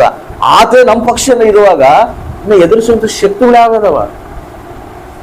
ಯಾವ ಇಲ್ಲ. ಅದಕ್ಕೆ ಹೇಳ್ತಾನೆ, ಯಾರಿಗೇನಾದ್ರೂ ಕೂಡ ನೀನು ಭಯಪಡೋ ಅವಶ್ಯಕತೆ ಇಲ್ಲ. ಎದಕ್ಕಂದ್ರೆ ನಿನಗೇನಾಗೋದಿಲ್ಲ, ನಿನ್ನ ಕುಟುಂಬಕ್ಕೆ ಏನಾಗೋದಿಲ್ಲ, ನಿನ್ನ ಮಕ್ಕಳಿಗೆ ಏನಾಗೋದಿಲ್ಲ. ಸುರಕ್ಷಿತವಾಗಿ ನೀವಿರ್ತೀರಿ. ಅದಕ್ಕಂದ್ರೆ ನಾನು ನಿಮ್ಮ ಮಧ್ಯದಲ್ಲಿ ವಾಸಿಸ್ತೀನಿ. ಹಲ್ಲೆಲೂಯಾ. ಅದು ದೇವರು ನಮಗೆ ಕೊಡ್ತೀರಾ ವಾಗ್ದಾನ. ಅದು ದೇವರೇ ನಮಗೆ ಆಶ್ರಯ ಆಗಿರ್ಬೋದು. ನಮ್ಮ ಕುಲ ನಮಗೆ ಆಶ್ರಯ ಆಗಿರಬಾರ್ದು, ನಮ್ಮ ಬಂಧುಗಳು ನಮಗೆ ಆಶ್ರಯ ಆಗಿರಬಾರ್ದು, ನಮ್ಮ ದುಡ್ಡು ನಮಗೆ ಆಶ್ರಯ ಆಗಿರಬಾರ್ದು. ಅದಕ್ಕೆ ನಮ್ಗೆ ಆಶ್ರಯ ಏನು? ದೇವರೇ ನಮಗೆ ಆಶ್ರಯ. ಇವೆಲ್ಲ ಹೋಗೋದು, ಆದ್ರೆ ದೇವರು ಶಾಶ್ವತವಾಗಿ ಇರುವ ಆತನದ, ಶಾಶ್ವತವಾಗಿ ನಮ್ಮ ಜೊತೆ ಇರುವ ಆತನದ. Amen, hallelujah. ಅರ್ಥ ಆಯ್ತಾ? ಇದನ್ನ ಹೆಂಗ್ ಕಟ್ಟಿಸ್ಬೇಕಂತ ಹೇಳ್ತಾನೆ ನೋಡ್ರಿ ನಮೂನಗಳು. ನೋಡೋಣ ಇವಾಗ ದೇವರು ವಿಮೋಚನ ಕಾಂಡ 27ನೇ ಅಧ್ಯಾಯ 9ನೇ ವಚನ. ಗುಡಾರಕ್ಕೆ ಅಂಗಳವನ್ನು ಏರ್ಪಡಿಸಬೇಕು. ಆ ಅಂಗಳದ ತೆಂಕಣ ಕಡೆಯಲ್ಲಿ ತೆರೆಗಳು ಇರಬೇಕು. ಆ ತೆರೆಗಳು ಊರಿ ನಾರಿನ ಬಟ್ಟೆಯಿಂದ ಉಂಟಾಗಿ 100 ಮೊಳ ಉದ್ದವಾಗಿರಬೇಕು. ಆ ಕಡೆಯಲ್ಲಿ 20 ಕಂಬಗಳು, ಅವುಗಳಿಗೆ 20 ತಾಮ್ರದ ಗದ್ದಿಗೆ ಕಲ್ಲುಗಳು ಇರಬೇಕು. ಕಂಬಗಳಿಗೆ ಬೆಳ್ಳಿಯ ಕೊಂಡಿಗಳು ಕಟ್ಟುಗಳು ಇರಬೇಕು. ಅದೇ ರೀತಿಯಾಗಿ ಉತ್ತರ ಕಡೆಯಲ್ಲಿ 100 ಮೊಳ ಉದ್ದವಾದ ತೆರೆಗಳು, 20 ಕಂಬಗಳು, 20 ತಾಮ್ರದ ಗದ್ದಿಗೆ ಕಲ್ಲುಗಳು ಇರಬೇಕು. Amen, hallelujah. ನೋಡ್ರಿ ಇವಾಗ ಏನಂತ ಹೇಳ್ತಾನೆ ಇಲ್ಲಿ ದೇವರು, ಆ ಒಂದು ಗುಡಾರನ ಕಟ್ಟಬೇಕಾದ್ರೆ ನಮೋನ ಹೇಳ್ತಾನೆ ಹೆಂಗ್ ಕಟ್ಟಬೇಕಂತೇಳಿ. ಅದ್ರಾಗ ಆ ತೆರೆಗಳು ಅಂದ್ರೆ ಏನು? ಸ್ಕ್ರೀನು. ಹಿಂಗ ಸ್ಕ್ರೀನ್ ಹಾಕ್ತಾರಲ್ಲ ಸೈಡ್ಗೆ, ಆ ಸ್ಕ್ರೀನು ಉರಿನಾರಿನ ಬಟ್ಟೆಯಲ್ಲಿ, ಅಂದ್ರೆ ವೈಟ್ ಲೆನಿನ್ ಬಟ್ಟೆಲಿಂದ ಮಾಡಿಸ್ಬೇಕದು. ಆ ರೀತಿ ತಯಾರು ಮಾಡಬೇಕು. ಆ ಕಂಬಗಳು ನೋಡ್ರಿ 20 ಕಂಬಗಳು, ಅವುಗಳಲ್ಲಿ 20 ಗದ್ದೆಗೆ ಕಲ್ಲುಗಳಲ್ಲೂ ಇರಬೇಕು. ಅಂದ್ರೆ ಆ ಒಂದು ಸೈಡ್ಗೆ ಏನ್ ಮಾಡ್ಬೇಕಂದ್ರೆ ಕಂಬಗಳು ಇಡಬೇಕು. ಅದು ಮಾಡಬೇಕು. ಅದು ಹೆಂಗಿರ್ತದಂದ್ರೆ ನೋಡಿ ಈ ರೀತಿ ಇರ್ತದೆ. ಈಗ ವೈಟ್ ಟೋಟಲ್ ಸರೌಂಡಿಂಗ್ಸ್ ವೈಟ್ ಇರುವುದು. ಅರ್ಥ ಆಯ್ತಾ? ಈ ಕಂಬಗಳು ಏನದಾವಲ್ಲ ಇಲ್ಲಿ, ಈ ಕಂಬಗಳು ಹಿಂಗೆ ಆಗ್ಬೇಕು. ಈ ಸ್ಕ್ರೀನ್ ಎಲ್ಲ ಹೆಂಗಿರ್ಬೇಕು? ವೈಟ್ ಕಲರ್ ಇರ್ಬೇಕು. ದೇವ್ರು ಹೇಳ್ತಾನ ಔಟರ್. ಈ ಕಂಬಗಳು ಏನ್ ಸಾದೃಶ್ಯ? ಈ ಪ್ರತ್ಯಕ್ಷ ಗುಡಾರದಲ್ಲಿರೋ ಪ್ರತಿ ವಸ್ತು ಕೂಡ ಯೇಸು ಕ್ರಿಸ್ತನ ಸಾದೃಶ್ಯ. ಈ ಕಂಬ ಶಿಲುಬೆಗೆ ಸಾದೃಶ್ಯ. ಅರ್ಥ ಆಯ್ತು? ಶಿಲುಬೆಗೆ ಸಾದೃಶ್ಯ ಇದು. ಅಂದ್ರೆ ವಿಮೋಚನೆಗೆ ಸಾದೃಶ್ಯ. ಫಸ್ಟು ಈ ಕಂಬನ ಹಾಕಿ ಆಮೇಲೆ ಈ ಬಟ್ಟೆನ ಸುತ್ತ ಅಂತ ಹೇಳ್ತಾರೆ. ಫಸ್ಟ್ ಏನು? ಶಿಲುಬೆಗೆ ಎತ್ತಬೇಕು, ವಿಮೋಚನೆ ಆಗ್ಬೇಕು. ಈ ಗುಡಾರನ ಎಂಟ್ರಿ ಆಗ್ಬೇಕಂದ್ರೆ, ಇನ್ನ ನಾವು ಗುಡಾರಾಗ ಎಂಟ್ರಿ ಆಗಿಲ್ಲ. ನಾನು ಅದನ್ನೇ ಹೇಳ್ತೇನೆ, ಇನ್ನ ಗುಡಾರ ನಾವು ಎಂಟ್ರಿ ಆಗಿಲ್ಲ, ಇನ್ನ ಹೊರಗೆ ಇದೀವಿ. ಇನ್ನ ಒಳಗ ಬಲಿಪೀಠ ಐತೆ, ಇತ್ತಾಳ ಗಂಗಾಳ ಐತೆ, ಇನ್ನ ಪರಿಶುದ್ಧ ಸ್ಥಳ ಐತೆ, ಅತಿ ಪರಿಶುದ್ಧ ಸ್ಥಳ ಐತೆ. ಅಲ್ಲಿ ಎಷ್ಟು ಸಾಮಾನುಗಳದಾವ. ಧೂಪ ವೇದಿಕೆ ಐತೆ, ಅಗ್ನಿ ಸ್ತಂಭ ಐತೆ, ರೊಟ್ಟೆ ಬಲ್ಲ ಐತೆ, ಆಮೇಲೆ ಒಳಗ ಅತಿ ಪರಿಶುದ್ಧ ಸ್ಥಳದಲ್ಲಿ ಮಂದಸ ಐತೆ. ಇವೆಲ್ಲ ಅದಾವ. ನಮ್ಮ ಮುಂದೆ ದಾನ ಮಾಡೋಣ. ಇನ್ನ ನಾವು ಹೊರಗೆ ಇದೀವಿ. ಇವೆಲ್ಲ ಏನಂದ್ರೆ ಈ ಕಂಬಗಳು ಯಾವ್ದಕ್ಕೆ ಸಾದೃಶ್ಯ ಅಂದ್ರೆ ಸಿಲುವೆಗೆ ಸಾದೃಶ್ಯ, ವಿಮೋಚನೆಗೆ ಸಾದೃಶ್ಯ. ಇದು ವೈಟ್ ಲೈನಿನ್ ಅಂದ್ರೆ ಹೆಂಗಿಲ್ಲ, ಈ ವೈಟ್ ಬರಲ್ಲ, ಲೆಲಿನ್ ವೈಟ್. ಅವು ಹೆಂಗಿರ್ತವೆ ಹೇಳು, ಫುಲ್ಲು ಹಾರ್ಡ್ ಇರ್ತದೆ. ಆ ಲೆಲಿನ್ ವೈಟ್ ಇದ್ದಾನೆ ನೀವು ಆಗ್ಬೋದು. ನೋಡು ಈ ವೈಟ್ ಇರ್ತತ, ಇಲ್ಲೆಲ್ಲ ದುಮ್ಮು ಇವೆಲ್ಲ ಇರ್ತಾವಲ್ಲ, ಇಲ್ಲೆಲ್ಲ ಸೈಡಿಗೆ, ಹೌದಾ? ಆದ್ರೂ ಕೂಡ ದೇವ್ರು ಏನ್ ಮಾಡ್ತಾನ, ವೈಟೇ ಇಡ್ಬೇಕಂತ ಹೇಳ್ತಾನೆ. ವೈಟೇ ಮಾಡಬೇಕು. ಅದನ್ನ ನೀವು ಈ ರೀತಿಯಾಗಿ ಪೂರ ವೈಟ್,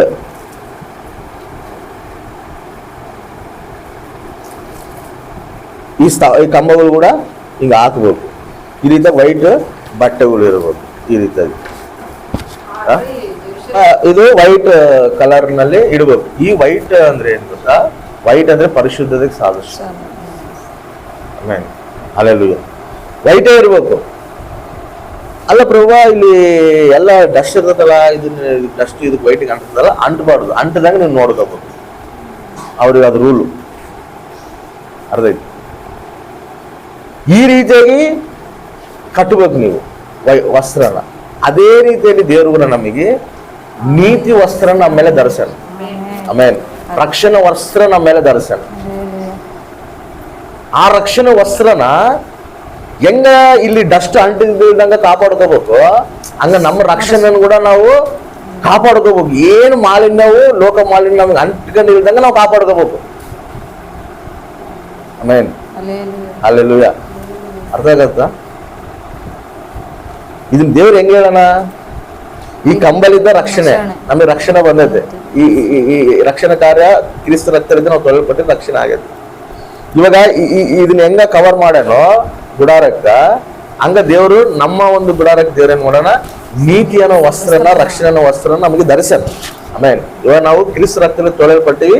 ಆ ನೀತಿ ರಕ್ಷಣೆ ನಮ್ಮಲ್ಲಿ ಬಂದೈತೆ. ಆ ವಸ್ತ್ರ ನಮ್ಮ ಮೇಲೆ ದೇವರು ಹಾಕೋಣ. ಈ ವಸ್ತ್ರನ ಏನ್ ಮಾಡ್ಬೇಕು, ನಾವು ಕಾಪಾಡ್ಕೋಬೇಕು. ಈ ರಕ್ಷಣೆ ನಾವ್ ಏನ್ ಮಾಡ್ಬೇಕು, ಕಾಪಾಡ್ಕೋಬೇಕು. ಇದಕ್ಕೆ ಏನು ಡಸ್ಟ್ ಅಂಟ್ಕೊಂಡಿಲ್ಲ ಹೆಂಗ ಇವ್ರು ಕಾಪಾಡ್ಕೊಂತಾರೋ ಹಂಗ ನಾವು ಕೂಡ ನಮ್ಗೆ ಒಂದು ಲೋಕ ಮಾಲಿನ್ಯ ಆಗ್ಲಿ, ಒಂದು ದೇವರಿಗೆ ವಿರುದ್ಧವಾದ ಕ್ರಿಯೆಗಳು ಯಾವ ಕೂಡ ನಮ್ಮಲ್ಲಿ ಇರದಂಗ ಅದನ್ನ ನಾವೇನ್ ಮಾಡ್ಬೇಕು, ಕಾಪಾಡ್ಕೋಬೇಕು. ಆ ರೀತಿಯಾಗಿ ನಾವು ನಡಿಬೇಕು. ಇವಾಗ ಯಾರಾದ್ರೂ ನಮ್ಗೆ ಯಾವೊಂದು ಬಟ್ಟೆಗಳು ಕೊಡ್ತಾರ ಸರಿ ಯೂಸ್ ಮಾಡಂತೆ, ನಾರ್ಮಲ್ ಬಟ್ಟೆಗಳು ಕೊಟ್ಟಾರ ಅನ್ಕೋ, ವೈಟ್ ಅಲ್ದಂಗೆ ಸುಮ್ಮನೆ ನಾರ್ಮಲ್ ಕಲರ್ ಬಟ್ಟೆಗಳು ಕೊಟ್ಟಾರ ಅನ್ಕೋ, ನಾವ್ ಹೆಂಗಾದ್ರೂ ರಫ್ ಅಂಡ್ ಟಫ್ ಯೂಸ್ ಮಾಡ್ಬೋದು, ಕೊಟ್ಟಾರ ಅಂತೇಳಿ ಯೂಸ್ ಮಾಡ್ಬೋದು. ಅದೇ ಅವರು ವೈಟ್ ಬಟ್ಟೆ ಕೊಟ್ಟು ಇದಕ್ಕೆ ಏನ್ ಅಂಟ್ಕೊಂಡಿಲ್ದಂಗ ನೀನ್ ಕಾಪಾಡ್ಕೋಬೇಕು ನೋಡು ಅಂತೇಳಿ ಅದು ನಮಗೆ ಒಂದು ರೂಲ್ ಇಟ್ಟು ಕೊಟ್ಟಾರ ಅನ್ಕೋ, ಅವನ ವೈಟ್ ಡ್ರೆಸ್ ಹಾಕೊಂಡು ಏನ್ ಮಾಡ್ತೀವಿ, ಯಾರು ಮುಟ್ಟಕ್ ಬಂದ್ರು ಕೂಡ ಸ್ವಲ್ಪ ಸೈಡ್ಗೆ. ಅಂದ್ರೆ ನಾವು ಎಷ್ಟು ಜಾಗೃತವಾಗಿರ್ತೀವಿ ಹೇಳಿ, ಎಲ್ಲಿ ಗಲೀಜಿದ್ರು ಕೂಡ ಅಲ್ಲಿ ಗಲೀಜಾಗಿ ಹೋಗೋದಿಲ್ಲ, ಅಲ್ಲಿ ಕುದುರೆ ಐತಂದ್ರೆ ಅಲ್ಲಿ ಹೋಗೋದಿಲ್ಲ. ಅಂದ್ರೆ ಎಷ್ಟು ನೀಟಾಗಿ ಅದನ್ನ ಕಾಪಾಡ್ಕೊಂತೀವಿ. ಎಲ್ಲಿ ಸಿಕ್ಕರೆ ಅಲ್ಲಿ ನಾವು ಕುಂದ್ರದಿಲ್ಲ. ಹಂಗ ನಾವ್ ಎಲ್ಲಿ ಸಿಕ್ಕರೆ ಲೋಕದಲ್ಲಿ ಹೋಗಿ ನಾವು ಕುಂದ್ರಂಗಿಲ್ಲ. ಯಾಕಂದ್ರೆ ಅಲ್ಲಿ ಲೋಕ ಮಾಲಿನ್ಯ ನಮಗೆ ಅಂಟದಂತೆ. ಕಾಪಾಡ್ಕೋಬೇಕು ನಮ್ಮ ರಕ್ಷಣೆನ. ಯಾರೋ ಲೋಕ ಸಂಬಂಧವಾದ ವ್ಯಕ್ತಿ ಸ್ನೇಹ ಮಾಡಬಾರ್ದು. ಯಾಕಂದ್ರೆ ಅವನಿಗಿರೋ ಗಲೀಜು ನಮಗೆ ಅಂಟಿಸ್ತಾರ. ನಾವೇನ್ ಮಾಡ್ಬೇಕು, ಅದನ್ನ ಕಾಪಾಡ್ಕೋಬೇಕು. ಹೆಂಗ ಡ್ರೆಸ್ಗೆ ಆ ಗಲೀಜ್ ಅಂಟಕೊಂಡಿಲ್ದಂಗ ನಾವು ಕಾಪಾಡ್ಕೊಂತೀವೋ ಹಂಗ ನಮ್ಮ ರಕ್ಷಣೆಯನ್ನು ಕೂಡ, ನಮ್ಮ ಪರಿಶುದ್ಧತೆಯನ್ನು ಕೂಡ ನಾವು ಹಂಗೆ ಕಾಪಾಡ್ಕೋಬೇಕು. ಆಮೇಲೆ ಹಲ್ಲೆಲೂಯಾ. ಅದು ದೇವರು ಹೇಳ್ತಿರೋದಿಲ್ಲ. ಇವ್ರೇನ ಆ ಮಧ್ಯದಲ್ಲಿ ಇಸ್ರಾಯೇಲ್ ಪ್ರಜೆಗಳ ಮಧ್ಯದಲ್ಲಿ ಆ ಗುಡಾರ ಹಾಕಿರ್ತಾರಲ್ಲ, ಈ ಗುಡಾರ ಇರ್ತದಲ್ಲ, ಈಗಿರ್ತದೆ. ಇವ್ರ ಮಧ್ಯದಲ್ಲಿ ಎಲ್ಲ ಇಸ್ರಾಯೇಲ್ ಪ್ರಜೆಗಳು ಇರ್ತಾರೆ, 20 ಲಕ್ಷ ಜನ ಇರ್ತಾರೆ. ಯಾರು ಗುಡ್ಡದ ಮ್ಯಾಲಿಂದ ನೋಡಾರ ಅನ್ಕೋ, ಇಲ್ಲಿ ಏನ್ ಹೈಲೈಟ್ ಕಾಣ್ತದೆ ಹೇಳಿ, ಈ ವೈಟ್ ಹೈಲೈಟ್ ಕಾಣ್ತೈತೆ ಅವ್ರಿಗೆ, ಆ ರೌಂಡ್. ಅರ್ಥ ಆಯ್ತಾ? ಆ ವೈಟ್ ಪರಿಶುದ್ಧತೆ ನಮ್ಮನ್ನ ನೋಡಿದಾಗ ಕೂಡ ಪರಿಶುದ್ಧತೆ ಅನ್ನೋದು ನಮ್ಮ ಜೀವನದಲ್ಲಿ ಕಾಣಬೇಕು. ಆಮೇನ್ ಹಲ್ಲೆಲೂಯಾ. ಏನ್ ಕಾಣಬೇಕು, ಪರಿಶುದ್ಧತೆ ಕಾಣಬೇಕು ನಮ್ಮ ಜೀವನದಲ್ಲಿ. ಯಾರೇ ನಮ್ಮ ಜೀವನದಲ್ಲಿ ನೋಡಿದ್ರೆ ಆ ಪರಿಶುದ್ಧತೆ ನಮ್ಮಲ್ಲಿ ಕಾಣಬೇಕು. ಆ ರೀತಿ ನಾವು ಜೀವಿಸುವಂತವರಾಗಿರ್ಬೋದು. ಅದೇ ರೀತಿಯಲ್ಲಿ ಇದು ಏನ್ ಗೊತ್ತಾ, ಪ್ರಾಕಾರ ಕೂಡ, ದೇವರ ಪ್ರಾಕಾರ ಕೂಡ ಇದು ಸಾದೃಶ್ಯ. ಆಮೇನ್ ಹಲ್ಲೆಲೂಯಾ. ಈಗ ದೇವರು ಕೂಡ ನಮಗೆ ಪ್ರಾಕಾರವಾಗದ, ನಮ್ಮ ಸುತ್ತಲಾದ ಪ್ರಾಕಾರವಾಗದ. ಆದ್ರೆ ಏನ್ ಹೇಳ್ತಾರಂದ್ರೆ, ನೀವು ಸಿದ್ಧಪಡಬೇಕು, ನೀವು ನಿಮ್ಮ ಮಧ್ಯದಲ್ಲಿ ನಾನು ಬರಾಗ ನೀವು ಸಿದ್ಧರಾಗಿ ನೀವು ಆ ಪರಿಶುದ್ಧತೆ ನೀವು ಕಾಪಾಡ್ಕೊಂಡಿರಂದ್ರೆ ನಾನು ಬಂದು ನಿಮ್ಮ ಮಧ್ಯದಲ್ಲಿ ನಿವಾಸಿಸ್ತೀನಿ. Amen, hallelujah. ಅದು ದೇವರ ಆಲೋಚನೆ. ಅದೇ ರೀತಿಯಲ್ಲಿ ಇನ್ನೊಂದು ಕೂಡ ನೋಡ್ರಿ, 16ನೇ ವಚನ ನೋಡ್ರಿ, ಅಲ್ಲೇ 27-16 ಅಂಗಳದ ಬಾಗಿಲಲ್ಲಿ 20 ಮೊಳದ ಪರದೆಯು ಇರಬೇಕು. 20 ಮೊಳದ ಪರದೆ ಇರಬೇಕು. ಅದನ್ನು ಊರುನಾರಿನ ಬಟ್ಟೆಯಲ್ಲಿ ನೀಲಿ ಧೂಮ್ರ ರಕ್ತ ವರ್ಣಗಳುಳ್ಳ ದಾರದಿಂದ ಬೂಟೆದಾರಿ ಕೆಲಸದವರ ಕೈಯಿಂದ ಮಾಡಿಸಬೇಕು. Amen, hallelujah. ಏನಂತ ಹೇಳ್ತಾನೆ ಇಲ್ಲಿ, ಅಂಗಳದಲ್ಲಿ ಅಂದ್ರೆ ಈ ಪ್ರತ್ಯಕ್ಷದ ಗುಡಾರ ಇದೈತಲ್ಲ, ಇವಾಗ ಇದೈತೆ, ಇದು ದ್ವಾರ. ಈ ದ್ವಾರನಾಗ ಎಂಟ್ರ್ ಆಗ್ಬೇಕು. ಈ ದ್ವಾರನ ಹೆಂಗ್ ಮಾಡ್ಬೇಕಂತ ಹೇಳ್ತಾನಂದ್ರೆ, ದೇವರು ಊರಿನಾರಿನ ಬಟ್ಟೆಯಲ್ಲಿ ನೀಲಿ ದೊಂಬ್ರ ರಕ್ತ ವರ್ಣವುಳ್ಳ ದಾರದಿಂದ ಮಾಡ್ಬೇಕು. ಅಂದ್ರೆ 3 ಕಲರ್ಸ್ ಹೇಳ್ತಾರ, 3 ಕಲರ್ಲಿಂದ ನೀವು ಅದನ್ನ ಮಾಡ್ಬೇಕು. ಯಾವವು? ನೀಲಿ, ಧೂಮ್ರ, ರಕ್ತ, ಅಂದ್ರೆ ರೆಡ್, ಬ್ಲೂ, ಪರ್ಪಲ್. ಈ ಕಲರ್ಗಳು, ನೀಲಿ, ರಕ್ತ ಅಂದ್ರೆ ರೆಡ್, ಧೂಮ್ರ ಅಂದ್ರೆ ಇದು ಪರ್ಪಲ್. ಈ 3 ಕೂಡ ಒಂದೊಂದು ಸಾದೃಶ್ಯಗಳದ. ರೆಡ್ ಅಂದ್ರೆ ಕ್ರಿಸ್ತ ರಕ್ತದ ಸಾದೃಶ್ಯ, ಅರ್ಥ ಆಯ್ತಾ? ಬ್ಲೂ ಅಂದ್ರೆ ದೇವ್ರ ಕೃಪೆಗೆ ಸಾದೃಶ್ಯ. ಅದೇ ಈ ಪರ್ಪಲ್ ಏನ್ ಗೊತ್ತಾ, ರಾಜರೇಖಕ್ಕೆ ಸಾದೃಶ್ಯ.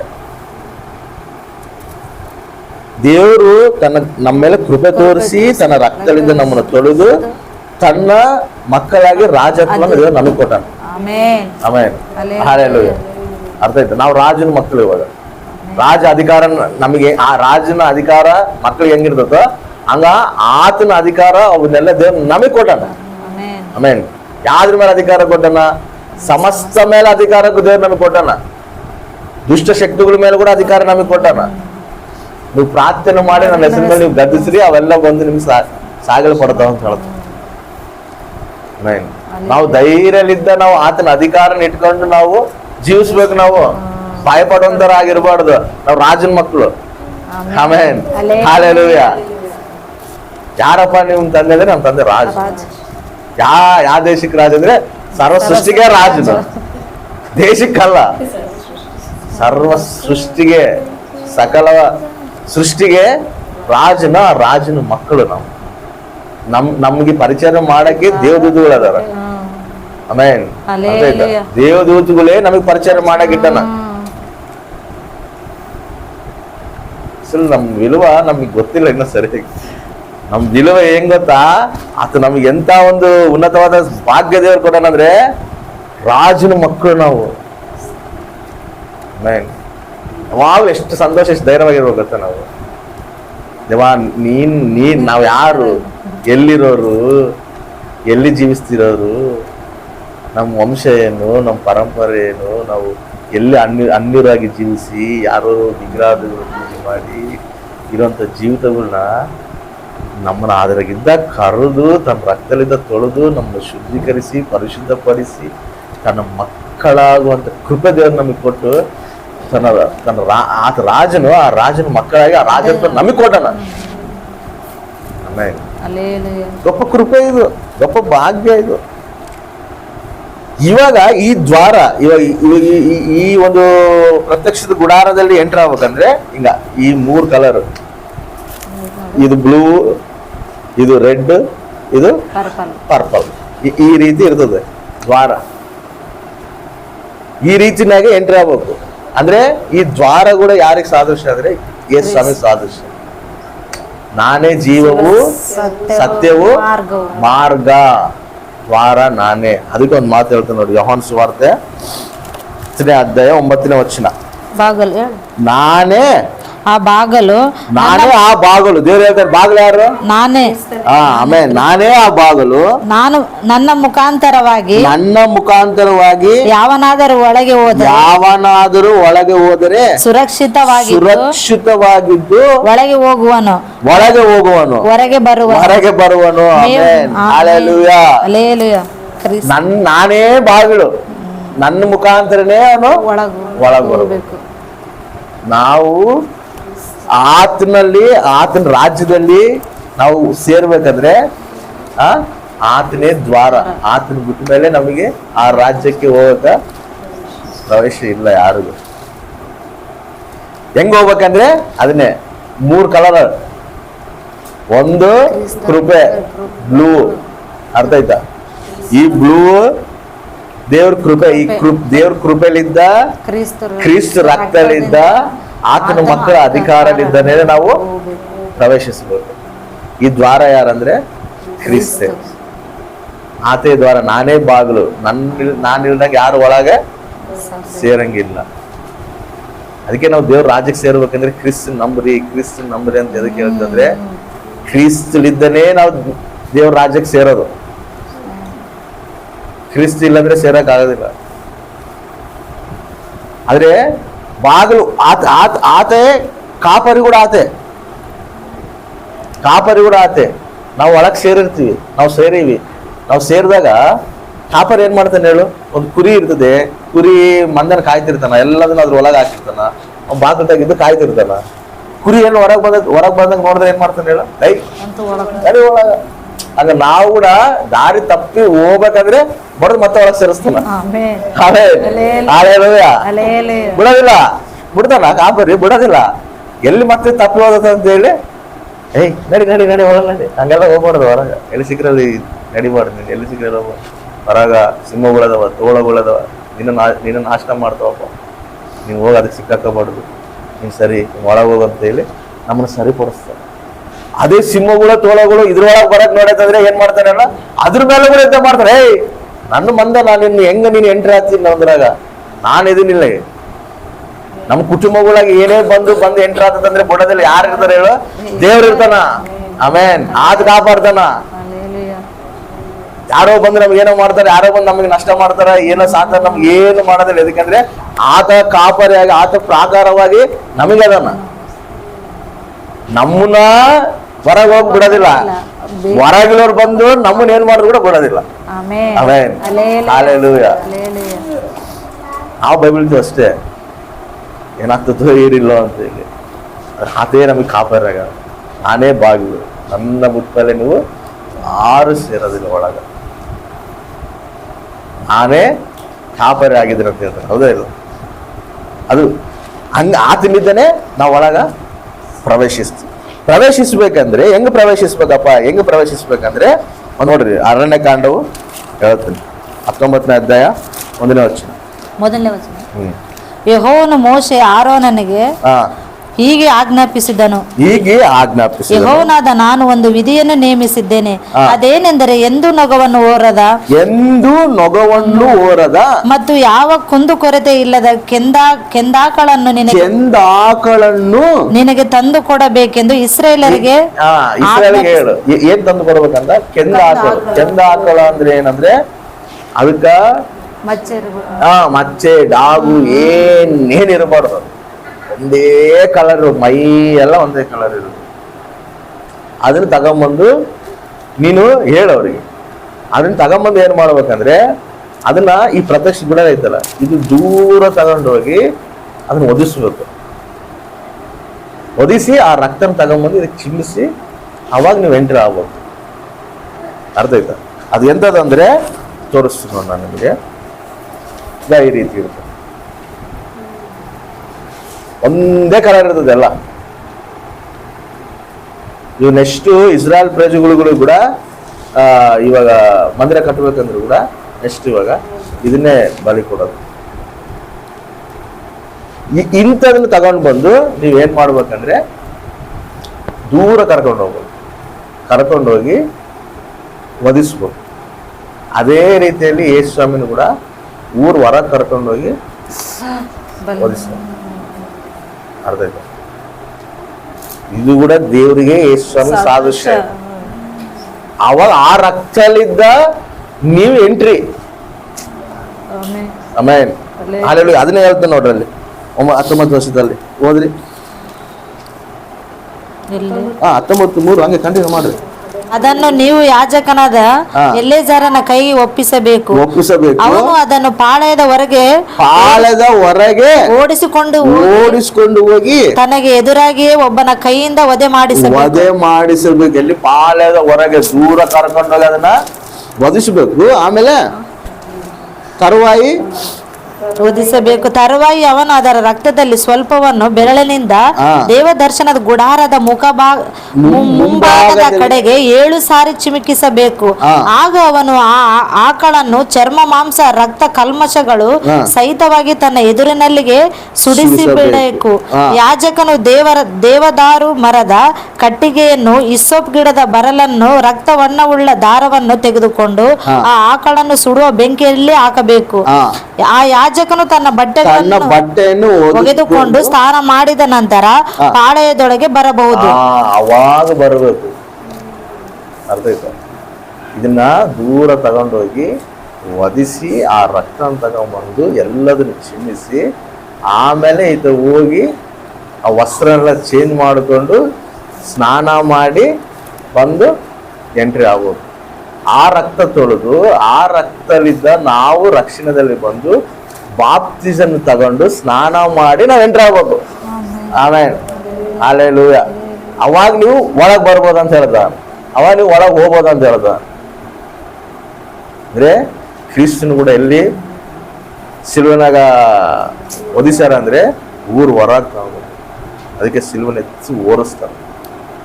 ಕರ್ಕೊಂಡೋಗು ಓಡಿಸಿ ತಗೊಂಡೋಗು. ಅದನ್ನ ಕ್ರಿಸ್ತನು ಕೂಡ ಹಂಗೆ ಓಡಿಸಿ ಹೊಡೆದು ಗಾಯಪಡಿಸಿ ತನ್ನ ರಕ್ತನೆಲ್ಲ ಅದನ್ನ ಅದಕ್ಕೆ ತಗೊಂಡ್ಬಂದು ಚಿಮ್ಮಿಸಿ ಎಲ್ಲ ಎದಕ್ಕಂದ್ರೆ ನಮ್ಮ ಸಲುವಾಗಿ ನಾವು ಆ ದ್ವಾರದಲ್ಲಿ ಹೋಗ್ಬೇಕಂತ, ನಾವು ಆ ರಕ್ಷಣದಲ್ಲಿ ಬರ್ಬೇಕಂತ. ಆ ಶಿಕ್ಷೆ ಆಕ್ಚುಲಿ ನಮಗೆ ಬರ್ಬೇಕು. ಆತ ಓರನ ಶಿಕ್ಷೆ, ಆತ ಓರಿ ನಮ್ಮನ್ನ ಆ ದ್ವಾರದಲ್ಲಿ ಎಂಟ್ರಿ ಮಾಡ್ಬೇಕಂತೇಳಿ ತಾನೇ ಬಲೆ ಆಗ. ಅಲ್ಲೆಲ್ಲ ಬಲೆಯಾಗಿ ಪುನರುತ್ಥಾನಾಗಿ ದೇವ್ರು ಎದ್ದನ. ಗొప్ప ಭಾಗ್ಯ ದೇವ್ರು ನಮಗೆ ಕೊಟ್ಟಿರೋದು. ದ್ವಾರನಾಗ ಎಂಟ್ರ್ ಆಗ್ಬೇಕಂದ್ರೂ ಕೂಡ ಕ್ರಿಸ್ತನಿಂದಲೇ ನಾವು ಎಂಟ್ರ್ ಆಗ್ಬೇಕು. ಇವಾಗ ನಾವೆಲ್ಲರೂ ರಕ್ಷಣದಲ್ಲಿ ಬಂದೀವಿ. ನಾವು ಹೆಂಗ್ ಬಂದೀವಿ ಅಂದ್ರೆ ಆತ ನಮ್ಮ ಸಲುವಾಗ ತನ್ನ ಪ್ರಾಣವನ್ನು ತ್ಯಾಗ ಮಾಡಿದ ಸಲುವಾಗೆ ನಾವು ಬಂದೀವಿ. ನಮಗೆ ಬರೋ ಶಿಕ್ಷೆ ಆತ ಓರಿ ನಮ್ಮನ್ನ ಡೈರೆಕ್ಟಾಗಿ ರಕ್ಷಣದಲ್ಲಿ ದೇವ್ರು ನಮ್ಮನ್ನು ಸೇರಿಸ, ಆತನ ರಾಜ್ಯದಲ್ಲಿ ದೇವ್ರು ನಮ್ಮನ್ನು ಸೇರಿಸ. ನಾವು ಮಾಡ್ಬೇಕಾಗಿರೋದು ಏನಿಲ್ಲ. ಇಲ್ಲಿ ಆತನ ಮೇಲೆ ವಿಶ್ವಾಸ ಇಡಬೇಕಷ್ಟೆ. ಎಲ್ಲ ಆತ ಮಾಡಿ ಮುಗಿಸ್ಬಿಟ್ಟ. ಹಲ್ಲೆಲೂಯಾ. ಇಷ್ಟು ಗొప్ప ದೇವರು. ನಾವು ಚೆನ್ನಾಗಿರ್ಬೇಕು, ನಾವು ರಕ್ಷಣೆಯಲ್ಲಿ ಬರ್ಬೇಕು, ನಾವು ನಿತ್ಯವೂ ಆತನೊಂದಿಗೆ ಜೀವಿಸ್ಬೇಕಂತ ಹೇಳಿ ನಾವು ಆತನಿಂದ ದೂರ ಆಗಬಾರ್ದು. ನಾವು ನಿತ್ಯವೂ ಆತನೊಂದಿಗೆ ಜೀವಿಸ್ಬೇಕು. ಸದಾ ಕಾಲ ಆತನೊಂದಿಗೆ ನಾವು ಇರಬೇಕು. ಅದು ಆಸೆ ದೇವರಿಗೆ. ಅದಕ್ಕೆ ನಾನು ಬಂದು ನಿಮ್ಮ ಹತ್ರ ನಿವಾಸಿಸ್ತೀನಯ್ಯ, ನನ್ನ ಕರೆದೋರಿ, ನನ್ನ ಸ್ವೀಕರಿಸಿ, ನಾನು ಬಂದು ನಿವಾಸಿಸ್ಬೇಕಂದ್ರೆ ಏನು ಮಾಡ್ಬೇಕು ಹೇಳಿ, ನೀವು ಸಿದ್ಧ ಮಾಡ್ಕೋರಿ. ಆ ಒಂದು ಬೆಳ್ಳನ ಬಟ್ಟೆ ಹೆಂಗೆ ಪರಿಶುದ್ಧವಾಗಿ ಕಾಪಾಡ್ಬೇಕು ಹೇಳಿದ್ರು, ಅದನ್ನ ನಿಮ್ಮನ್ನ ಪರಿಶುದ್ಧವಾಗಿ ಕಾಪಾಡ್ಬೇಕು. ನಾನು ನಿವಾಸಿಸ್ತೀನಿ ನಿನ್ನೊಳಗೆ, ನಾನು ಇರ್ತೀನಿ ನಿನ್ನ ಜೊತೆ. ಹೆಂಗಿರ್ತೀನಂದ್ರೆ ನಿನಗೆ ಅಗ್ನಿ ಸ್ತಂಭವಾಗಿ, ಮೇಘ ಸ್ತಂಭವಾಗಿ, ನಾನೇ ಕಾಪರಿಯಾಗಿ ನಾನು ನಿನಗೆ ನಿನ್ನ ಕುಟುಂಬ ಪ್ರತಿ ಮಕ್ಕಳಿಗೆ ಎಲ್ಲರಿಗೂ ನಾನೇ ಕಾಪರಿ ನಾನು ನಡೆಸ್ತೀನಿ. ಇಸ್ರಾಯೇಲ್ ಪ್ರಜೆಗಳನ್ನ ಹೆಂಗೆ ನಡೆಸಿದನೋ ಅರಣ್ಯದಲ್ಲಿ ಹಂಗೆ ನಾನು ನಡೆಸ್ತೀನಿ. ಅವ್ರಿಗೆ ಏನು ಕೊರತೆ ಆಗಿಲ್ಲ. ಅವ್ರಿಗೆ ಲಾಸ್ಟಿಗೆ ಅವ್ರ ಬಟ್ಟೆಗಳು ಕೂಡ ಹರಿದಿಲ್ಲ ಅಂತ, ಚಪ್ಪಲಿ ಕೂಡ ಹರಿದಿಲ್ಲ ಅಂತ. 40 ವರ್ಷ ಚಪ್ಪಲಿ ಹರಿದಿಲ್ಲ ಅಂತ, ಬಟ್ಟೆ ಕೂಡ ಹರಿದಿಲ್ಲ ಅಂತ. ಮತ್ತೆ ಹೆಂಗೆ ನಡೆಸಿರ್ಬೋದು ದೇವ್ರು. ಆಹಾರ ಕೂಡ ಆಕಾಶದಿಂದ ಮನ್ನ ಸುರಿಸನ, ಅವ್ರಿಗೆ ಸಮೃದ್ಧಿ ಕೊಟ್ಟು ನಡೆಸ. ಶತ್ರುಗಳು ಬಂದ್ರೆ ಆತ ಯುದ್ಧ ಮಾಡೋಣ. ಅದಕ್ಕೆ ಹೇಳ್ತಾನ, ನಾನು ಈ ರೆಕ್ಕ ಮೇಲೆ ಅದು ಹೆಂಗ ರೆಕ್ಕ ಮೇಲೆ ಓರಿ ಕರ್ಕೊಂಬರ್ತು ಹಂಗ ನಿಮ್ಮನ್ನ ರೆಕ್ಕ ಮೇಲೆ ಹೊತ್ಕೊಂಡು ನಾನು ಓಡ್ತಾ ಇದೀನಿ ಅಂತೇಳಿ ಕರ್ಕೊಂಡ್ಬಂದಿರಂತೆ. ಆತ ನಮ್ಮನ್ನು ಓಡ್ತಾನ, ನಮ್ಮ ಕುಟುಂಬ ನೋಡ್ತಾನ, ನಮ್ಮನ್ನು ಓಡ್ತಾನ. ಆಮೇನ್. ಅರ್ಥ ಆಯ್ತಾ? ಸ್ತಂಭ ಯಾವುದು? ಕ್ರಿಸ್ತೆ ರಕ್ಷಣೆಗೆ ಸಾದೃಶ್ಯ. ಈ ಉರಿನಾಡಿನ ಬಟ್ಟೆ ಯಾವ್ದು? ವೈಟ್ ಲನಿನ್ ಬಟ್ಟೆ. ಇದು ಯಾವ್ದಕ್ಕೆ ಸಾದೃಶ್ಯ? ಕ್ರಿಸ್ತ ದೇಹಕ್ಕೆ ಸಾದೃಶ್ಯ, ಪರಿಶುದ್ಧತೆಗೆ ಸಾದೃಶ್ಯ. ಅದನ್ನ ಹೆಂಗ ಕಾಪಾಡ್ಕೋರಿ? ಅದನ್ನ ಏನು ಕೂಡ ಮಾಲಿನ್ಯ ಅಂಟದ ಹೆಂಗ್ ಕಾಪಾಡ್ಕೋಬೇಕು? ಹಂಗ ನಮ್ಮ ಪರಿಶುದ್ಧತೆನ ಆತ ಧರಿಸಿರುವಂತ ನೀತಿ, ಆ ವಸ್ತ್ರನ, ರಕ್ಷಣಾ ವಸ್ತ್ರನ ನಾವು ಕಾಪಾಡ್ಕೋಬೇಕು. ಎಲ್ಲಿ ನಾವು ಅಪವಿತ್ರ ಮಾಡ್ಕೋಬಹುದು, ಅದನ್ನ ಕಾಪಾಡ್ಕೋಬೇಕು. ಅದೇ ರೀತಿಯಲ್ಲಿ ಒಳಗೆ ನಾವು ಎಂಟ್ರಿ ಆಗ್ಬೇಕಂದ್ರೆ, ಆ ರಾಜ್ಯಕ್ಕೆ ನಾವು ಎಂಟ್ರಿ ಆಗ್ಬೇಕಂದ್ರೆ ದ್ವಾರ ಯಾರು? ಕ್ರಿಸ್ತೆ ದ್ವಾರ. ಅದೇ ರೀತಿ ಹೆಂಗ್ ಎಂಟ್ರಿ ಆಗ್ಬೇಕಂದ್ರೆ ಆ ವಧಿಸ್ಬೇಕಾದಂತ ಒಂದು ಆಕಳನ, ಚೆಂದ ಆಕಳು ಅದನ್ನ ತಗೊಂಡು ಹೋಗಿ ನೀವು ವಧಿಸ್ಬೇಕು. ಮಚ್ಚ ಡಾಗು ಏನಿದೆ? ಮಚ್ಚ ಡಾಗು ಅಂದ್ರೆ ಏನೇಳು? ಅದ್ರಲ್ಲಿ ಕಲ್ಮಶ ಇರಬಾರ್ದು, ಒಂದು ದೋಷ ಇರಬಾರ್ದು. ಅದಕ್ಕೆ ನಿಷ್ಕಲಂಕವಾದ ರಕ್ತ ಸುರಿಸನ ದೇವರು. ಅದರಲ್ಲಿ ದೋಷ ಇಲ್ಲ, ಕಲ್ಮಶ ಇಲ್ಲ, ಪಾಪ ಕೂಡ ಇಲ್ಲ. ಪರಿಶುದ್ಧವಾದ ರಕ್ತನ ನಮ್ಮ ಸಲುವಾಗಿ ಚಿಲ್ಲಿಸ್ತಾರೆ. ಹಲ್ಲೆಲೂಯಾ. ಪರಿಶುದ್ಧ ರಕ್ತಲಿದ್ದ ನಾವು ತೊಳೆಯಲ್ಪಟ್ಟಾಗಿ ನಾವೆಲ್ಲ ರಕ್ಷಣೆಯಲ್ಲಿ ಬಂದಿರೋದು, ಆತನಿದ್ದ ನಾವು ಎಂಟರ್ ಆಗಿರೋದು. ಆಮೇನ್. ಹಲ್ಲೆಲೂಯಾ. ಇನ್ನ ನಾವು ಪ್ರತ್ಯಕ್ಷದ ಗುಡಾರ ಒಳಗ ಎಂಟ್ರಿ ಆಗಿಲ್ಲ. ನೆಕ್ಸ್ಟ್ 3 ವಾರ ಆಗತ್ತೆ. ಆದ್ರೂ ಕೂಡ ಇನ್ನ ಪ್ರತ್ಯಕ್ಷ ಗುಡಾರ ನಾವು ಧ್ಯಾನ ಮಾಡ್ಕೊಂಡು ಹೋಗೋದ್ರೆ ಇನ್ನು ಎಷ್ಟೋ ಪ್ರತ್ಯಕ್ಷತೆಗಳು ದೇವರು ನಮ್ಗೆ ಕೊಡ್ಬೇಕು. ಇವೆಲ್ಲ ಕೂಡ ಕ್ರಿಸ್ತಿಗೆ ಸಾದೃಶ್ಯವಾಗಿ ಇರ್ತದೆ. ಆಮೇನ್.